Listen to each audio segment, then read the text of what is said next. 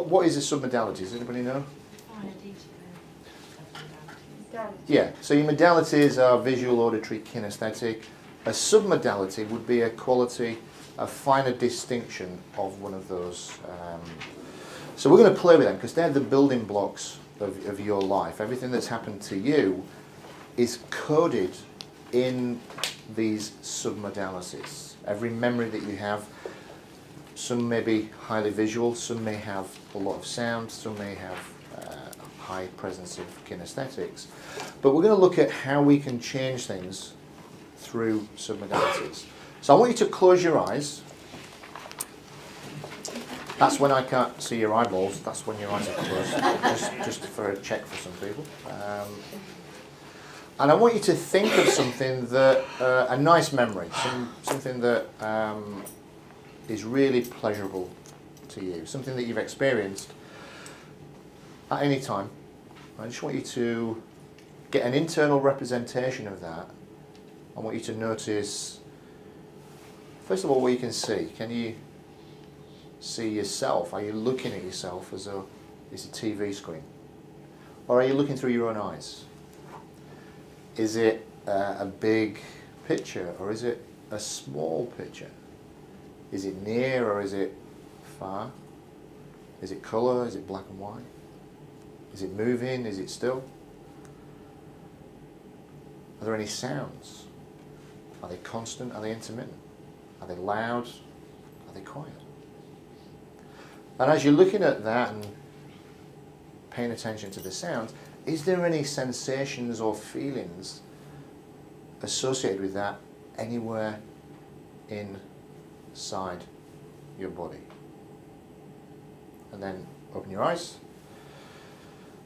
Okay, so does anybody want to share how they represented something that was a nice, pleasurable experience?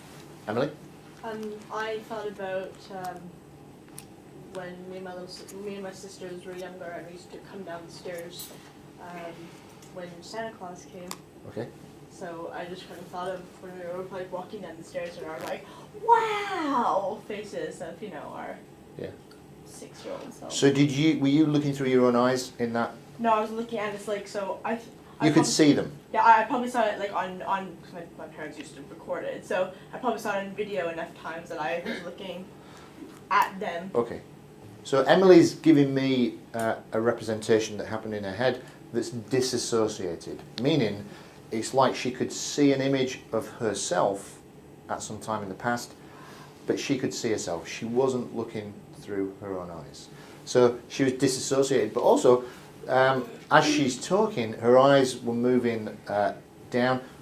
It would suggest that there was emotion there, and based on her physiology, that also would concur that, there was some emotion attached to that, yeah? So did you feel any emotion as you were seeing that internally? Yeah, I felt, like physically, I felt very warm, very relaxed. Yeah. Like I could feel like my breathing was very... So she's pointing to a location in her upper chest, she's adding, there's a temperature. So to some degree, that image and that sensation is located here. The submodalities kinesthetically are here, and there may be a colour or other size distinctions, yeah? Now I knew that because as I was talking and mentioning these submodalities, I could see certain people unconsciously nodding, and Emily was one of the people who was doing that. Anybody else have a different internal? I had a very strong smell, and I could feel with my cheeks the muscle pulling when I was smiling. Okay, so that's also a submodality, but it's not one that generally is strong, but having said that, it is a very strong sense of the olfactory. I'd also, he's like saying he had a movement here. That's not a submodality unless it's... Did you get a feeling as well? A smell and a feeling. And what was the feeling up here? Yeah. Yeah. Did you get a picture? Absolutely. Through my own eyes.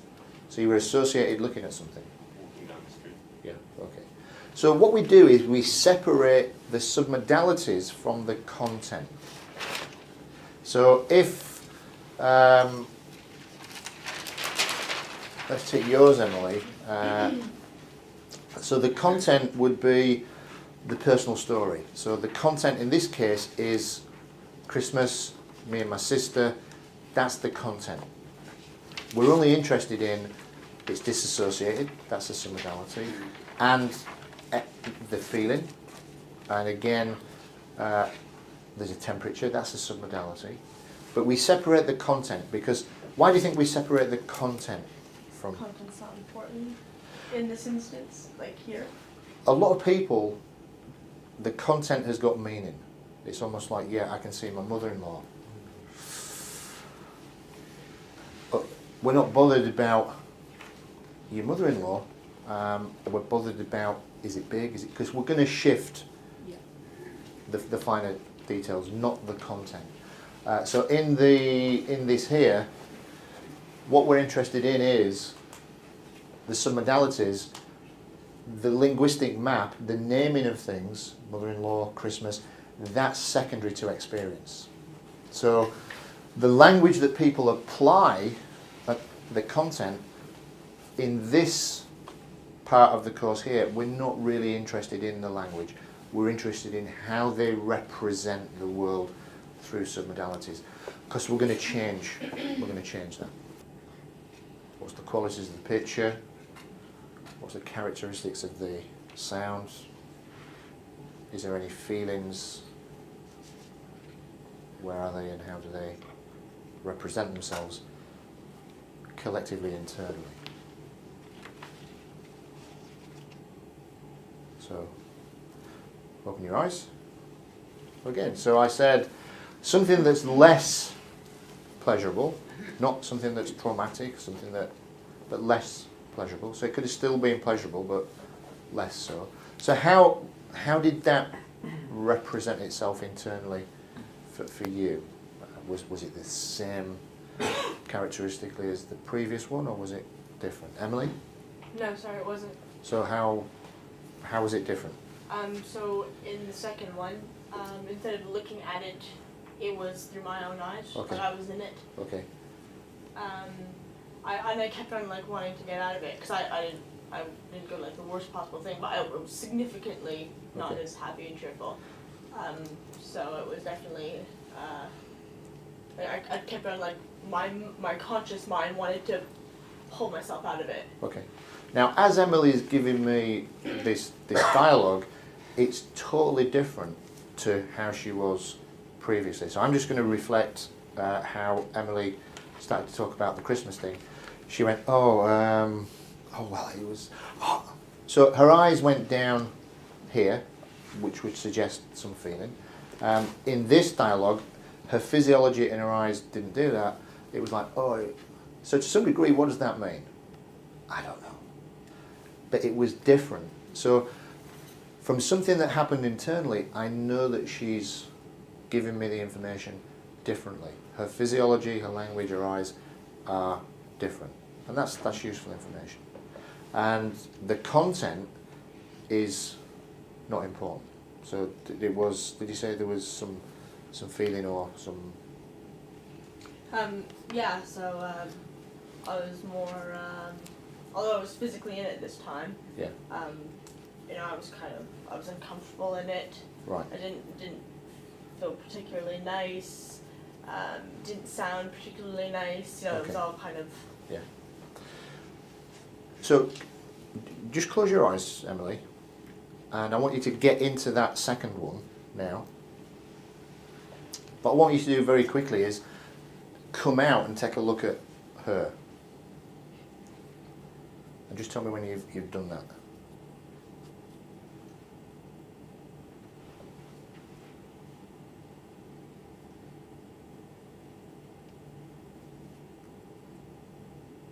You done that? Is it different as you're out looking at her?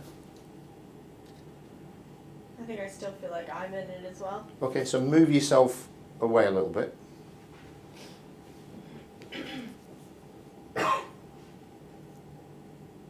That's it. So just go to a distance where that feeling lessens and tell me when you're there.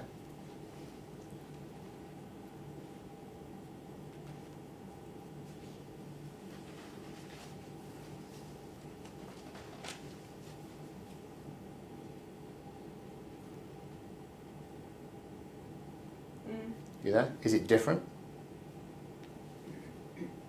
I still feel quite sad for the person though. Okay, so where's the feelings of sadness? Okay, so just tell me what they're like. Have they got a temperature? Have they got a size? Have they got a colour?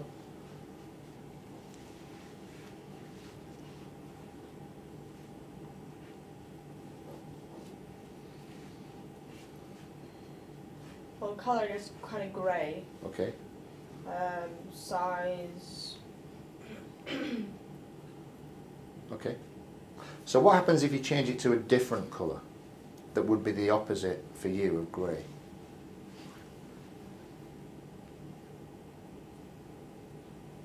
That's right. And what would happen, Emily, if you brought it outside your body?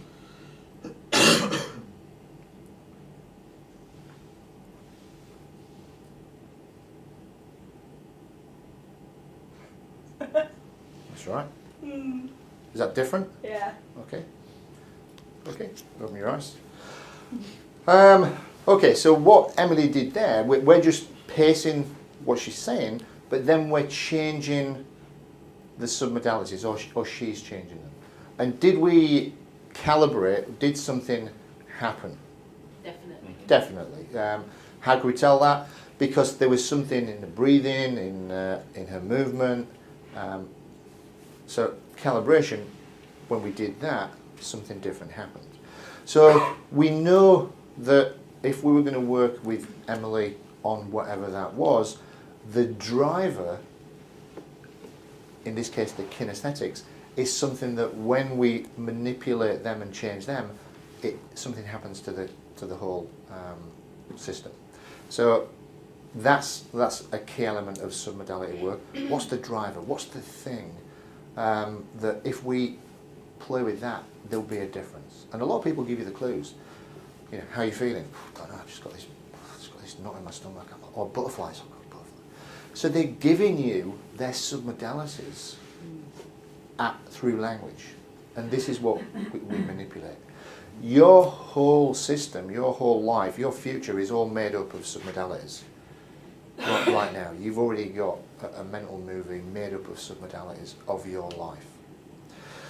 So to some degree, the movie's already been made. The film's already been shot. But what you get a chance to do in these exercises is change certain things, and everything will change because we are programmed. And you can change on an inflection in a voice, on a suggestion, because we have these filters called feed-forward filters. To give you an example, before we take a break, when you came here for the first time, part of your mind at some level will have made up what this building and what the interior would be like.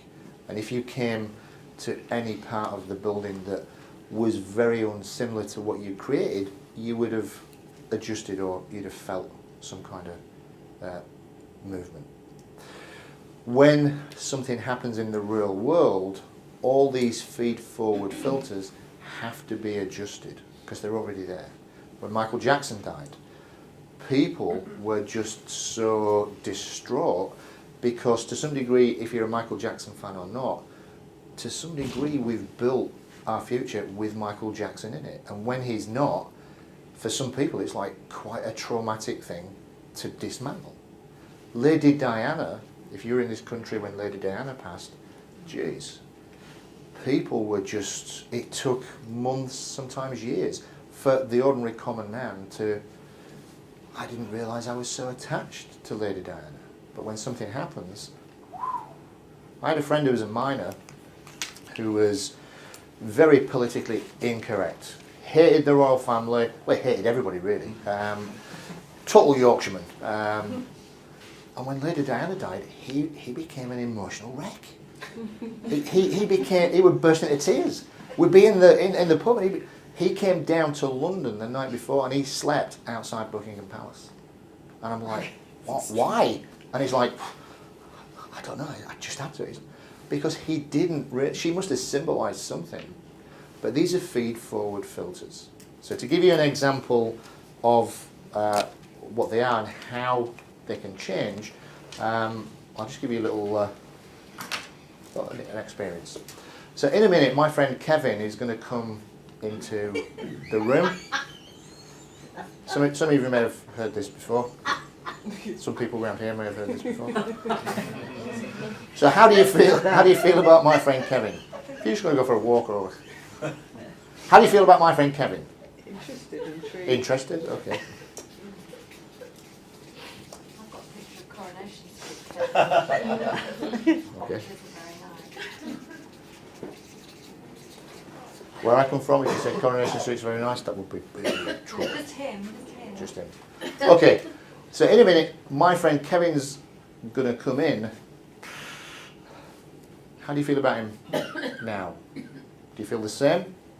Or Bit nervous about it. a bit nervous? Okay.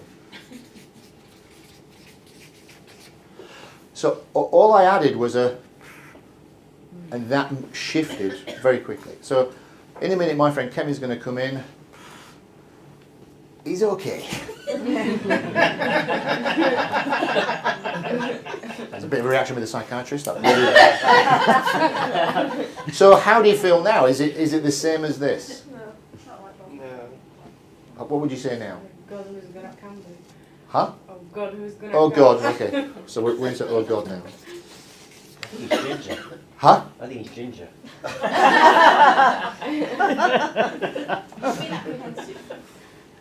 I will have nothing wrong said about ginger people. My sister's ginger. You're not sure how the My family is son's going to ginger do and by- he's called Kevin. Okay, so in a minute, my friend Kevin's going to come in. He's okay. Since he's been out of prison, he's not put a foot wrong. And in all honesty, all right, there was a murder, but he didn't get charged for it. How do you feel about it now? Yeah. Worried. Okay, now the point I'm making to you here is each one of your unconscious minds, and Aisha's went back to another time. Totally, it sort of like anchored other things that were already in her unconscious, and it activated that state. But if you can change somebody's perception without them, well, did any of you think, oh yeah, it's just added that, I'm going to now dismantle this? It happened like that. So the point is, when you know how communication works for a client, and generally, you can add a, or a, and that will have a difference if you do it at the right time, in the right way, when you recognise a person's using their submodalities in a certain way. Does that make sense? Yep. So we're going to take a break now. When we come back, you're going to be doing an exercise. I'll do a demonstration where we're going to change submodalities with a person, and then we're going to move on to using submodalities. Any life change that you've had has been due to a very quick process where submodalities have changed. We're just going to break down the components of how that happens, which seems maybe a long process, but during the course you will be able to do this long process like that, with a word, with a phrase, with a gesture, with an anchor. But so you understand the power of submodalities, we're going to do it, because there is a lot of skill building in the exercises that we do, calibration, rapport. And also, when you're the client, it's not how good, if I'm working with Gareth, it's not how good Gareth is at helping me change, it's how good am I. So all of these things work. They just do. There's no dispute about that. What you've got to ask yourselves is, what level am I going to play at? Am I going to be sceptical? I encourage you all to be sceptical. But when you're in the privacy of your own mind, nobody knows what level you're playing at. And if you play at the highest level, your unconscious will give you some signals, some signs. If you want to play at a lower level, it's your choice. What I'm suggesting is, your unconscious is in control of you anyway. Your unconscious is there to help you, keep you safe. So, The way you get good at this is just trusting your unconscious and going into exercises without any feed-forward filters and just being present, and give yourself the power and the greatest gift of just being present. Everything that you believe, leave it at the door and just let your unconscious give you whatever. So that's the exercises that we're going to be doing, and for most of today, submodality work. It's all attached to language, but I'm going to break down what they are, how we use them, and we'll do some demonstrations, and then you'll do exercises. Then we'll have a debrief and move on to the next level.